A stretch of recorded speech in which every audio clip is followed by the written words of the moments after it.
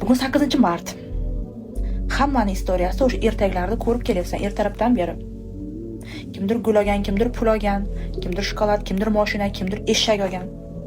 Lekin senga ertalabdan beri telefoningga qarab, SMS kutib, sovg'a kutib charchamadingmi? Yo'q. Unaqa qilma. Seni qadring bir kunlik emas. Sen uchun bayram har kun bo'lsin. Har kun 8-mart bo'lsin. Har kun 8-mart bo'lsin sen uchun. Boshingni egma, hech qachon yerga qarama. Voy qaytagidir dugonalaring, voy gul bersa yo SMS yozsa bo'lardi, e'tibor, vнимание degan gaplar bu ojiz, qo'rqoq, slab insonlarning gapi. Sen unaqa emassan, sen kuchlisan. Sen xohlasang gul emas, chiqib gul do'konini sotib olasan. Hozir bo'lmasa keyinchalik albatta.